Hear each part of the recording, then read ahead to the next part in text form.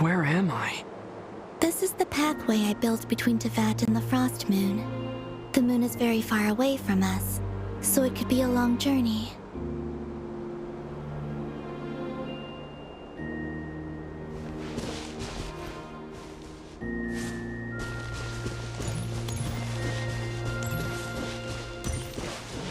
After I obtained the Trilunar Authority, I unwittingly saw past events from many of my friends' lives. One was Lauma. She was so young when they chose her to be the Moon Chanter. From then on, the Frost Moon Scions looked to her to bring messages from their goddess. But, for better or worse, I had left Hisi Island before she was ever born. It was not until much, much later that she met me. I think it's for the best. Because of the way things turned out, you had the opportunity to become friends. You're right. In that sense, I think we were both very lucky.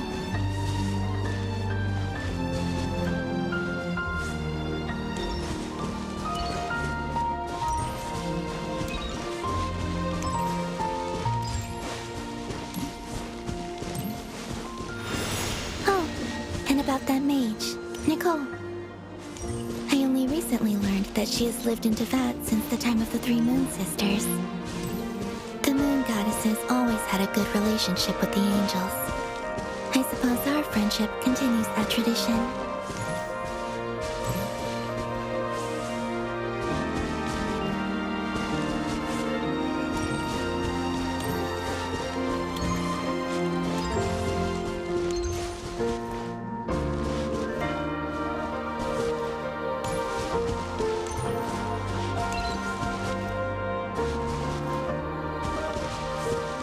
And then, there's Sandrone. I never knew that much about her, beyond the fact that she was created by someone called the Lord Artificer. She, too, suffered for a long time before joining the Fatui.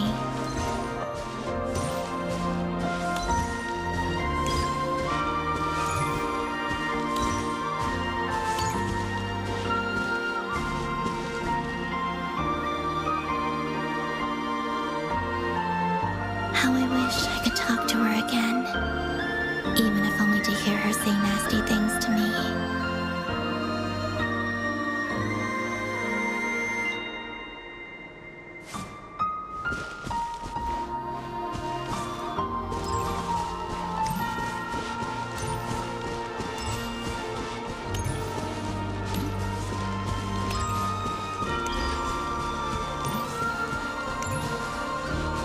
Also, I saw your sibling's story. I'm afraid I didn't see much. It seems that she rarely came to the surface, where the moonlight shines. But I did notice that back when you first set out on your journey, she would often appear nearby, gazing at you from afar with a guilty look in her eyes. Lumine. Let us speak no more of the past. I probably shouldn't reveal so much about my friends. It's not my place. Let the moonlight carry us forth. We are very close now.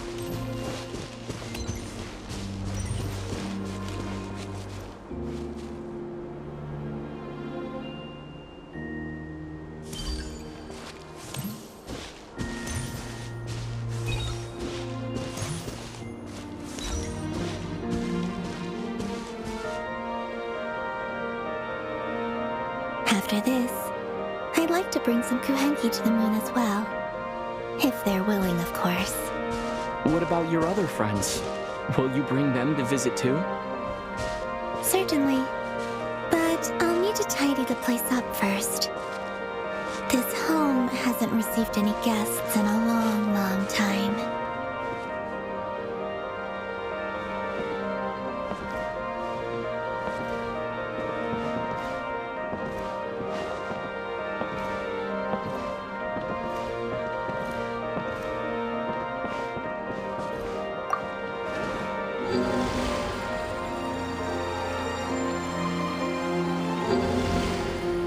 I remember writing something similar with you on Moon Prayer Night. I believe it was called... Dodoko's whirligig. Yes, that was it. You asked me if I was afraid to return to the moon, and I said that I was. The idea that I had gained something precious, only to lose it so quickly, that frightened me. But I'm not afraid anymore. Besides, this time, we're traveling together.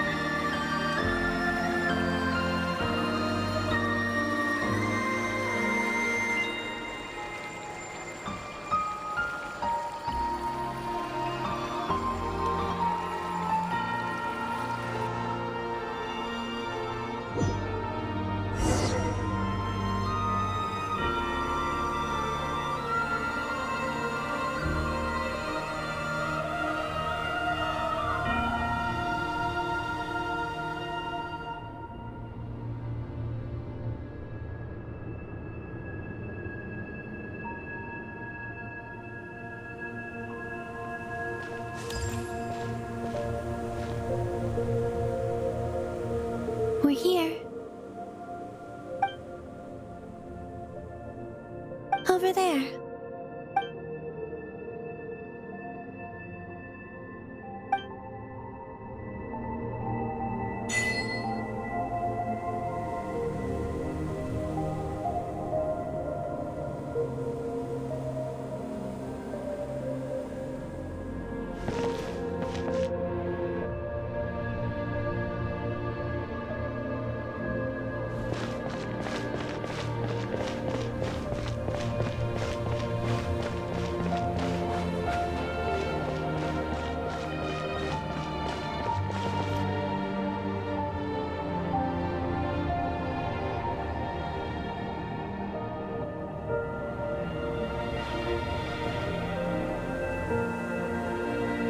Our spaceship. It's huge. I suppose that the moon is the only place one could hide it. It'll be all right. Huh? The way you feel in this moment, I went through it too, on Moon Prayer Night. The door was right in front of me, but I struggled to find the courage to step through. Solitude for me once meant living a life in which even I was absent. Before I met you, that was the only life I knew. But that night, solitude meant throwing away the life I had gained after meeting all of you. Columbina. Go. Retrieve the part of your life that was once lost. Trust me, you will lose nothing by doing so. Look, Teyvat is right there. All of our friends are down there, waiting for us. You're right. Thanks, Columbina.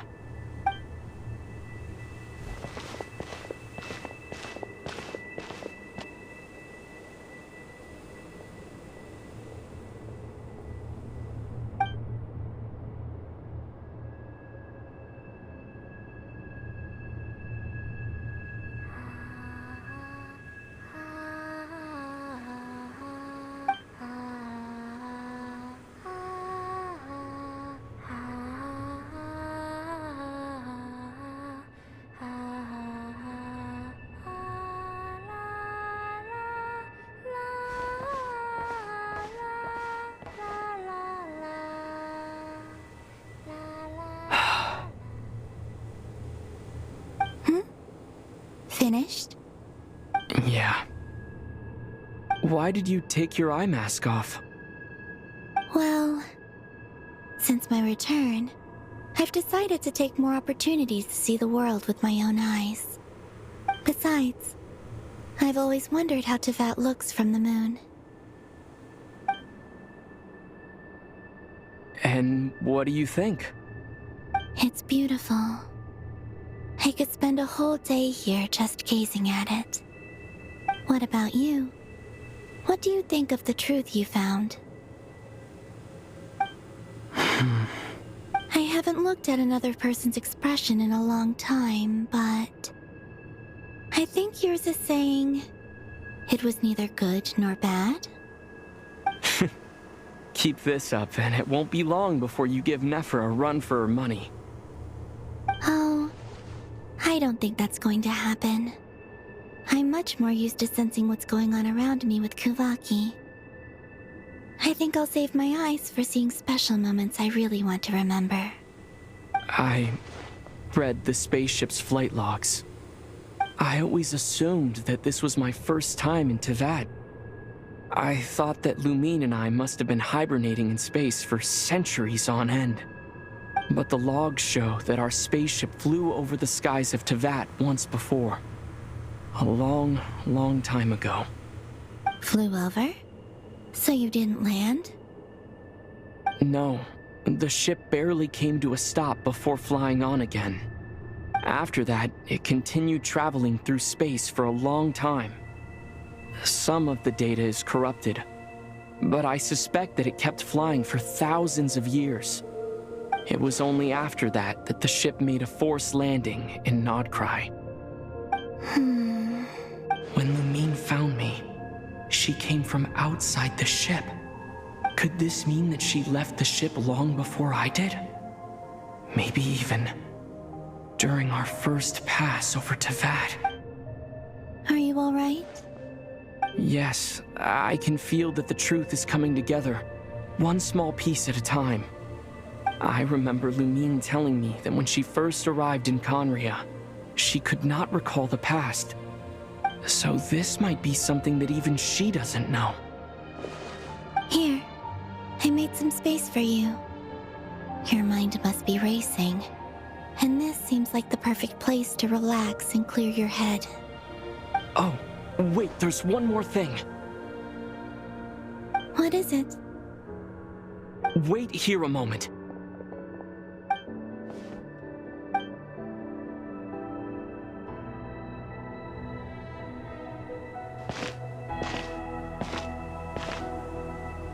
Hey, Columbina.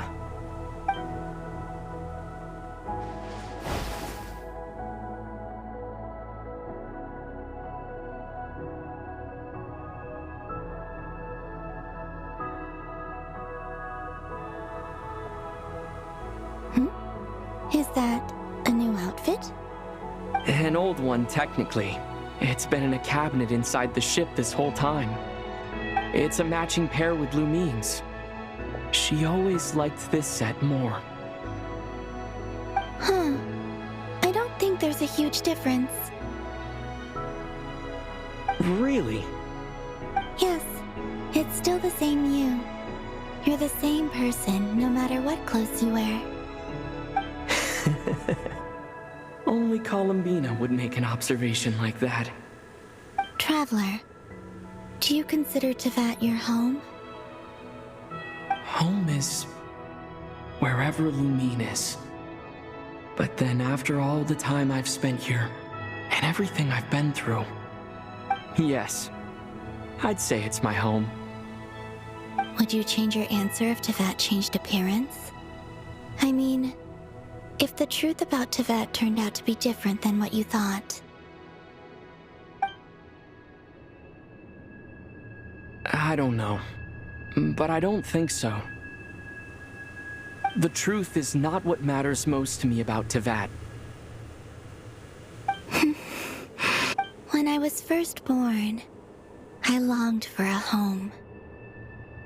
And when you get something before you're mature enough to understand the world, you just take it at face value.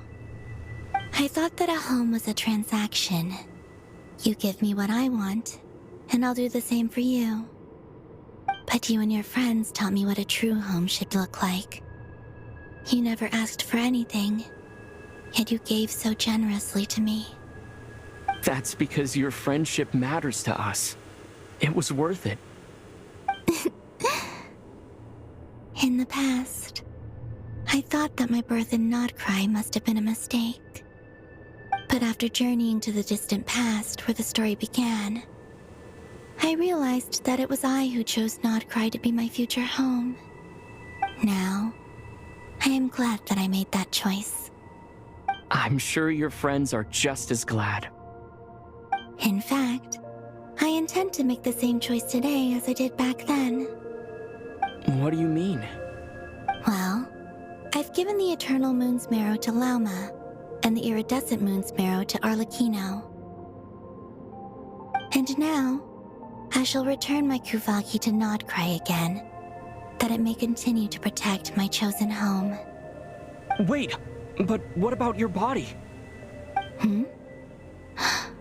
Oh, are you worried that I'll disappear again? I won't. Not this time. The Frost Moon has now entered the fall sky, and I am the Tri-Lune goddess. I am only returning to Nodcry the part of me that it needs. I am giving what I can, because my home is worth it. Oh, and I have something for you, too. For me? Yes. Come closer.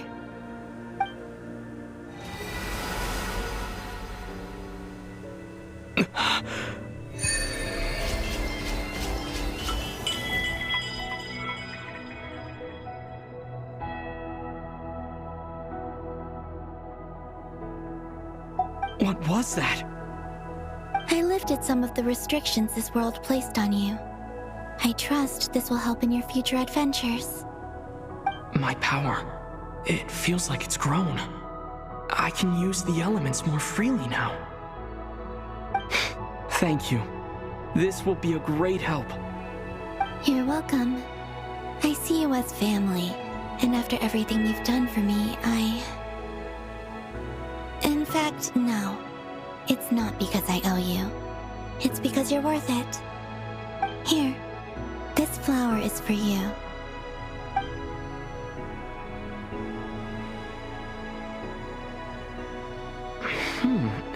Isn't this a moon prayer blossom? Yes. Don't worry. You will never see these flowers lose their color again. I'm finally discovering the joy of giving.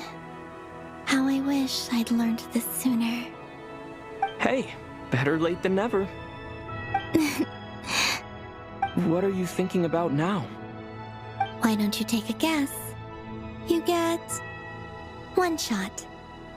I don't think I'll get it in one guess. But I'm sure it's a happy thought. That's kind of a sneaky answer.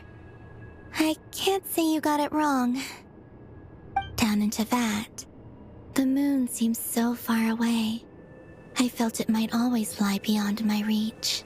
But on the moon, everything feels so close by. The haze that once enshrouded the skies has finally been dispersed. I feel like a traveler on a winter's night, starting a new chapter in my tale by the warmth of a bonfire. I don't have a lot of luggage, but I do have a lot of hope for the future. Well, what's next? Next, to start with, I want to stay here just a little longer. After that, let's return home and continue our journey.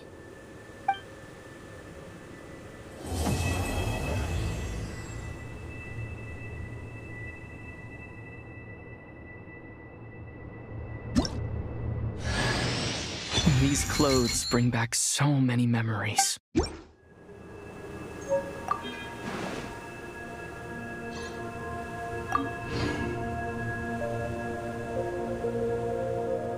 The journey goes on, for you and for me. Like I said, this is not the end. I don't believe there has to be an ending. Oh, is that your next destination? Most people would probably tell you to pack some warm clothes. But I experience things differently than most people, so I can't know how cold it is. In fact, it is home to quite a wondrous heat source. I think they call it Kreshnik's torch. Every city in Snezhnaya is built around one of those. I sensed the energy it gave off as I was passing by on a railway train. It felt grand and distant. I also recommend the Korolievsky troupe in Snezhnograd. They give performances quite regularly, and entry was free for Harbingers. I liked them a lot.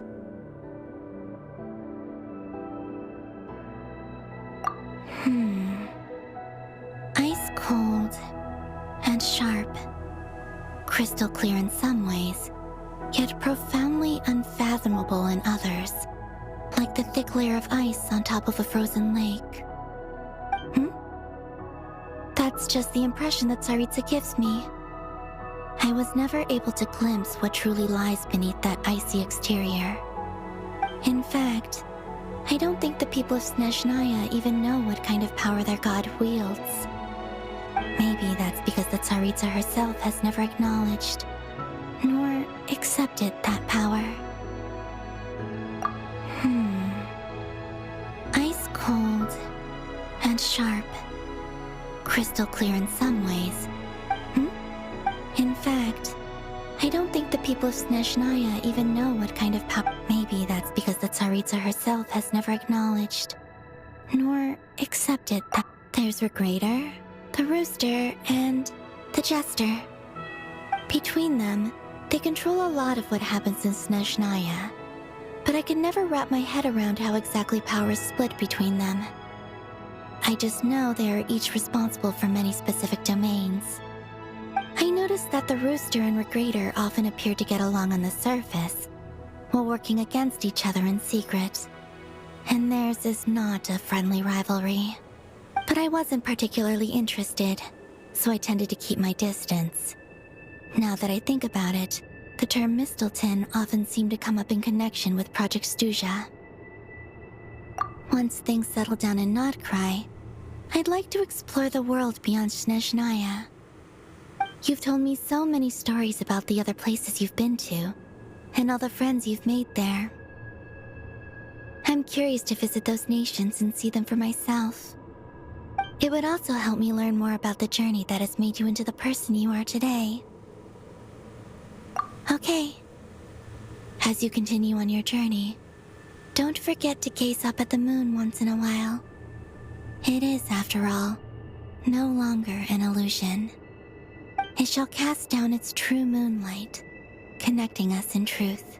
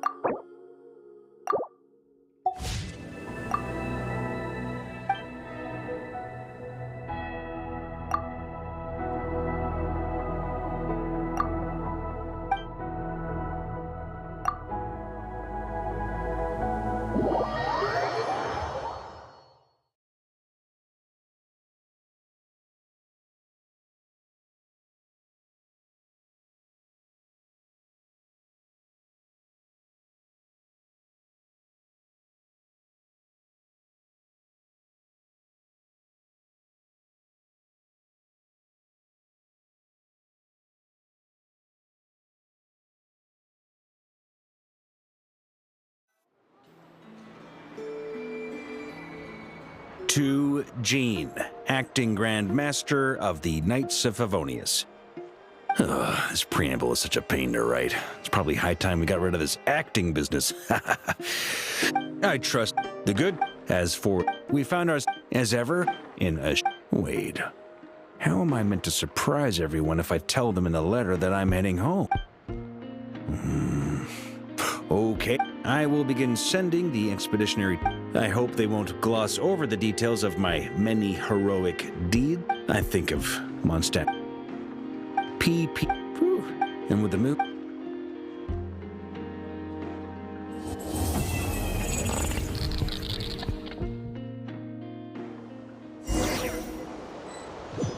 The people when the winds of dream grow too strong. Seem